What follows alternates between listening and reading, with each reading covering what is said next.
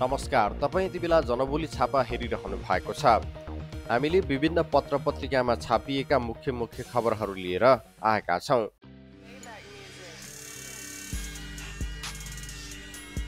अध्यक्षद्वय केपी शर्मा ओली र पुष्पकमल दाहाललाई गत भदौ 6 गते अध्ययन प्रतिवेदन बुझाउनु अघि नेकपा कार्यदलका सदस्य बीच एउटा विषयमा निकै लामो मन्थन भयो। 5 दिनको कार्यदेश पाए पनि 7औं दिनमा प्रतिवेदन बुझाएको कार्यदलका सदस्य बीच लामो समय बहस भएको विषय थियो एक व्यक्ति एक मुख्य जिम्मेवारी। पार्टी विधान अनुसार नै एक व्यक्ति एक मुख्य जिम्मेवारीको प्रावधानलाई कार्यान्वयन गर्नुपर्नेमा कार्यदलका अरू सदस्य र शङ्कर पोखरेलको मत नमिलेपछि यो विषयलाई मौखिक रूपमै राख्ने र प्रतिवेदनको अङ्गका रूपमा अघि बढाउने सहमति भएको थियो। हामीले त्यतिखेर एक व्यक्ति एक मुख्य जिम्मेवारीको कुरा प्रतिवेदनमा समेट्नुपर्छ भनेका थियौँ। कार्यदलका एक सदस्यले कान्तिपुरसँग भने, तर शङ्करजीले त्यो प्रावधान राख्ने हो भने मैले प्रतिवेदनमा हस्ताक्षर गर्न मिल्दैन भनेपछि मौखिक रूपमै प्रस्तुत गरेर त्यसलाई प्रतिवेदनको अङ्ग बनाएर लैजान सहमत भएका हौँ। पछि अध्यक्षहरूलाई प्रतिवेदन बुझाउँदा यो विषय पनि भनिएको हो। पोखरेलले प्रदेश नम्बर 5 का मुख्यमन्त्री र पार्टीको प्रदेश इन्चार्ज भएकाले आफैमाथि प्रश्न उठाएर प्रतिवेदन तयार गर्न सहमत नभएका हुन्। गत 18 गतेको सचिवालय बैठकमा वरिष्ठ नेता माधव कुमार नेपालले नेकपा विधानको धारा 46 ख को व्यवस्था अनुसार एक व्यक्ति एक मुख्य जिम्मेवारीको विषयमा कार्यदलको प्रतिवेदन नजरअन्दाज गरेको भन्दै अध्यक्षद्वयले ल्याउने प्रस्तावमा समेटिनुपर्ने माग गरेका थिए। तर शुक्रबारदेखि सुरु हुने पार्टी स्थायी कमिटी बैठकमा पेश गर्ने भनेर अध्यक्षद्वयले तयार पारेको प्रस्तावमा समेत नेपालले उठाएको यो सहित अरू थुप्रै विषयलाई सम्बोधन नगरिएकाले नेपालसहित उनी पक्षधर नेताहरू फरक मत राख्ने योजनामा छन्। नेपाल पक्षका नेताहरूले फरक मत राखे। गत असार 10 गते स्थायी कमिटी बैठक सुरु भए यता नेकपामा जुन दृश्य देखिएको थियो त्यो बदलिनेछ। ओली दाहाल एकातिर नेपाल अर्कोतिर शीर्षकमा आजको कान्तिपुर दैनिकमा खबर छापिएको छ। काठमाडौँलाई रक्सौलसम्म जोड्ने विद्युतीय रेलमार्ग निर्माणको विस्तृत परियोजना प्रतिवेदन डीपीआरका लागि भारतले अनुमति मागेको छ। अन्तर्देशीय उक्त रेलमार्गको डीपीआर तयार गर्नुका साथै निर्माण कार्यलाई अगाडि बढाउन भारत सरकारको स्वामित्वमा रहेको कोङ्कर्ण रेलवे कर्पोरेसन लिमिटेडले अनुमति माग गरेको हो। रेल विभागका महानिर्देशक बलराम मिश्रले डीपीआर तयार गर्न भारतबाट केही दिन अघि औपचारिक चिठी आइसकेको बताउनुभयो। त्यसको जवाब समेत पठाइसकेको जानकारी उहाँले दिनुभयो। डीपीआरका लागि कतिजना जनशक्ति आउने र के सामग्री ल्याउने भन्ने बारेमा जवाब पठाइसकेका छौँ, मिश्रले स्पष्ट पार्नुभयो। कोङ्कर्ण रेलवे कर्पोरेसनले यसअघि नै सो रेलमार्गको प्रारम्भिक अध्ययन गरी सोको प्रतिवेदन नेपाल सरकारलाई बुझाइसकेको थियो। गत वर्ष 2076 भदौ 18 गते भौतिक पूर्वाधार तथा यातायात मन्त्रालयमा सो अध्ययनको प्रस्तुति समेत गरिएको थियो। नेपाल र भारत मैत्री सम्बन्धको प्रतीकका रूपमा रेलमार्ग बन्नेछ। डीपीआरका लागि अनुमति दिन रेल विभाग तयार रहेको बताउँदै उहाँले डीपीआर तयार गर्न भारतबाट आउने जनशक्तिको सङ्ख्या र उपकरण बारेको सूची तयार गरेर पठाउन कोङ्कर्ण रेलवेलाई पत्र पठाइसकिएको जानकारी दिनुभयो। भारतीय पक्षबाट 1 हप्ताभित्र प्रतिउत्तर आउने उहाँले बताउनुभयो। पत्र अनुसार भारतीय टोली जुन बेला पनि आउन तयार छ, तर कोरोनाका कारण सहज अवस्था छैन। महानिर्देशक मिश्रले भन्नुभयो, डीपीआरका लागि आवश्यक जनशक्तिको सङ्ख्या र उपकरणबारे पूर्ण पत्र आएपछि स्वीकृतिका लागि भौतिक पूर्वाधार तथा यातायात मन्त्रालयमा पठाइनेछ। त्यसपछि गृह मन्त्रालय र कोरोना सङ्क्रमण व्यवस्थापन सञ्चालन केन्द्र सीएमसीको समन्वयमा नेपाल आउनका लागि कोङ्कर्ण रेलवेलाई पूर्ण अनुमति सहितको पत्र पठाइनेछ। काठमाडौँ रक्सौल रेलमार्ग भारतद्वारा डीपीआरको प्रस्ताव शीर्षकमा आजको गोर्खापत्र दैनिकमा खबर छापिएको छ। यस वर्षको मनसुन अवधिमा हालसम्म मुलुकभर बाढी पहिरोका कारण 285 जनाले ज्यान गुमाएका छन्। बाढी पहिरोका 507 घटनाको मुख्य कारण नै अव्यवस्थित रूपमा निर्माण गरिएका ग्रामीण सडक भएको पाइएको छ। स्थानीय तहले बिना इन्जिनियरिङ डोजर लगाएर निर्माण गरेका ग्रामीण सडक नै पहिरोको मुख्य कारण भएको भूगर्भविदले बताएका छन्।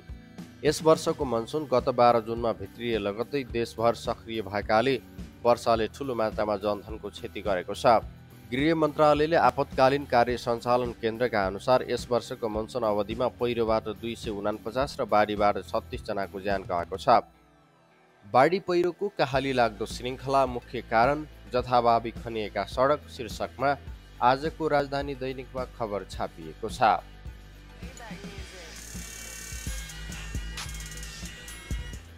सरकारले नियमित उडान सङ्ख्या थप गर्ने भएको छ। अहिले दैनिक 2वटा नियमित अन्तर्राष्ट्रिय उडान भइरहेकोमा वायु सेवा कम्पनीले थप उडान माग गरेमा अनुमति प्रदान गर्ने निर्णय भएको हो।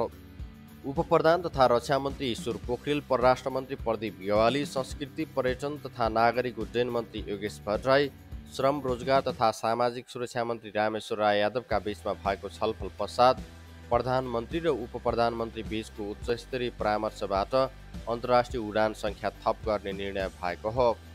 बिहिबार नै आयोजित एक भर्चुअल कार्यक्रममा मन्त्री भट्टराईले आन्तरिक तर्फको नियमित उडान सञ्चालनको तयारी पनि भइरहेको जानकारी दिनुभयो, जसका लागि बिहिबार नै आफूले सिएमसी सचिवालयमा प्रस्ताव पठाइसकेको उहाँले जानकारी दिनुभयो। असोज 1 गतेदेखि नै आन्तरिक उडान सञ्चालन गर्ने आफ्नो प्रस्ताव भए पनि छलफलपछि असोज 15 देखि उडान गर्न सक्ने तर्फ पनि उहाँले सङ्केत गर्नुभयो।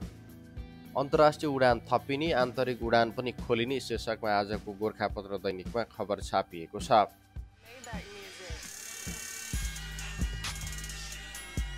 सरकारले कोरोना भाइरसको सङ्क्रमण कायमै रहेको अवस्थामा विद्यार्थीको शैक्षिक सत्रलाई सदुपयोग गर्ने वैकल्पिक विधिको पठन पाठनलाई औपचारिक रूपमा मान्यता दिएको छ। शिक्षण सिकाइ कार्यलाई निरन्तर प्रभावकारी र व्यवस्थित गर्ने तथा दूर र खुला शिक्षा लगायतका प्रणालीलाई तत्काल सिकाइ सहजीकरणको प्रणालीका लागि मान्यता दिन विद्यार्थी सिकाइ सहजीकरण निर्देशिका 2077 जारी गर्ने निर्णय गरेसँगै निजी विद्यालयले स्थानीय तहको स्वीकृतिमा शुल्क उठाउन पाउनेछन्। यसअघि मन्त्रालयले नै शुल्क उठाउन रोकेको थियो। शिक्षा विज्ञान तथा प्रविधि मन्त्रालयका प्रवक्ता एवं सहसचिव दीपक शर्माले नियमित भौतिक कक्षा सञ्चालन हुन नसकेको अवस्थामा वैकल्पिक विधिलाई नै सिकाइको मूलधार मान्न निर्देशिकाले मान्यता दिएको जानकारी दिनुभयो। सरकारले असार 1 गतेबाट वैकल्पिक विधिको पठन पाठनको सुरुवात गर्ने घोषणा गरेकोमा निर्देशिकाले त्यसलाई समेत मान्यता दिएको छ। नयाँ निर्देशिकाले विद्यार्थीको मूल्याङ्कन, पाठ्यक्रम लगायतका पक्षलाई प्राथमिकतामा साथ समेटेको र सबैको भूमिकालाई स्पष्ट गरिएको प्रवक्ता शर्माले बताउनुभयो। शिक्षा ऐनले दिएको अधिकार अनुसार मन्त्रालयले निर्देशिका जारी गरेको हो। सिकाइ सहजीकरण प्रणाली अन्तर्गत radio, FM radio, television, online offline परियोजना कार्यहरू, स्व-अध्ययन, दूर तथा खुला शिक्षा लगायतका वैकल्पिक माध्यम, पद्धति वा प्रत्यक्ष साक्षात्कार माध्यमबाट अध्ययन अध्यापन सुचारू राख्ने प्रक्रिया या विधिका रूपमा सरकारले परिभाषित गरेको छ। वैकल्पिक विधिको पठन पाठनलाई मान्यता शीर्षकमा आजको गोर्खापत्र दैनिकमा खबर छापिएको छ।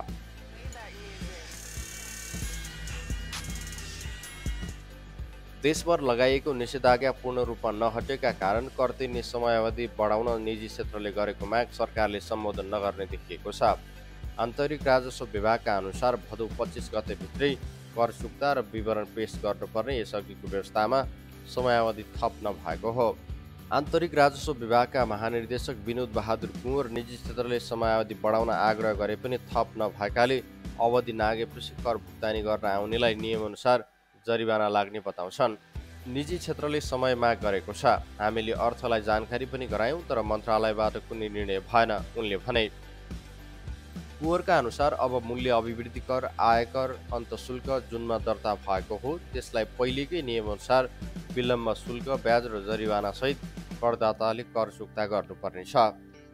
राजस्व तिर्ने समय थपिएन शीर्षकमा आजको आर्थिक अभियान दैनिकमा खबर छापिएको छ।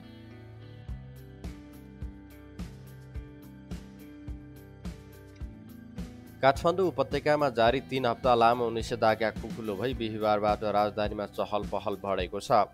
निजी तथा सार्वजनिक सवारी साधनहरू सञ्चालनमा जोरबिजोर लागू गरिएसँगै सडकमा सवारीको चाप केही बढेको छ भने व्यापार व्यवसाय तथा पसल खुलेका छन्। महानगरीय प्रहरी कार्यालयका प्रमुख विश्वराज पोखरेलले दशैं तिहार नजिकै गएकाले पनि सवारीको चाप भत्तै बढेको हुन सक्ने बताउनुभयो। जोरबिजोरको पालना नगरी चलाइएका 1000 भन्दा बढी सवारी नियन्त्रणमा लिएको उहाँले बताउनुभयो। त्यस्तै स्वास्थ्य तथा सुरक्षा सम्बन्धी मापदण्ड पालना नगर्ने सवारीमा सवारी यात्रु झार्नेदेखि चालकलाई कारबाही गर्न थालिएको छ। कोरोना संक्रमण महामारी भयावह बन्न सक्ने खतराका कारण कतिपय व्यापार व्यवसाय र पसलहरू खोल्न तथा सञ्चालन गर्न साताको बार र निश्चित समय तोकिए पनि अधिकांश व्यवसाय खुलेपछि कोरोना संक्रमणको त्रास बढेको छ। काठमाडौँ उपत्यकाको भित्री बस्ती, टोल र गल्लीको प्राय सबै किराना पसल तथा व्यवसाय खुलेका छन्। पसल तथा व्यवसाय नियमित रूपमा खुलेसँगै सर्वसाधारणको चहल पहल पनि बढेको छ। निषेधाज्ञा खुकुलो भएको पहिलो दिनमा नै जिल्ला प्रशासन कार्यालयबाट जारी निर्देशिकाको पूर्ण पालना भएको देखिँदैन। पसलेहरूले स्वास्थ्य सुरक्षा मापदण्ड अपनाउन सकेका छैनन्। न्युरोड रञ्जना मलका व्यापारी राजेश गुप्ता पहिलो दिनमा सरसफाई गर्नुपर्ने भएकाले सतर्कता नअपनाइएको बताउँछन्। काठमाडौँका प्रमुख जिल्ला अधिकारी जनकराज दाहालले सरकारबाट जारी स्वास्थ्य तथा सुरक्षा मापदण्ड नअपनाउने तथा निर्णयको कार्यान्वयन नगर्ने जो कोहीलाई कारबाही हुने चेतावनी दिनुभएको छ। विभिन्न निकायबाट बजार अनुगमन भइराखेको भन्दै उहाँले भन्नुभयो, सञ्चालन गर्न सकिने 19 बुँदे क्रियाकलाप र निषेध गरिएका 8 बुँदे निर्णय विरुद्धका गतिविधि बन्द गरी सङ्क्रमण रोग नियन्त्रण कानुनअनुसार कारबाही हुन्छ। अवज्ञा गर्ने विरुद्ध कारबाही शीर्षकमा आजको गोर्खापत्र दैनिकमा खबर छापिएको छ। हवस् त आजको जनबोली छापा यति नै। भोलि हामी फेरि विभिन्न पत्रपत्रिकामा छापिएका मुख्य खबर लिएर आउनेछौँ। त्यतिन्जेलसम्म यदि तपाईँ यो भिडियो युट्युबमा हेर्दै हुनुहुन्छ भने हाम्रो च्यानल सब्सक्राइब गर्नुहोला। यदि फेसबुकमा हेर्दै हुनुहुन्छ भने हाम्रो पेज लाइक गर्नुहोला। थप नयाँ तथा ताजा समाचारका लागि www.janaboli.com भिजिट गर्नुहोला।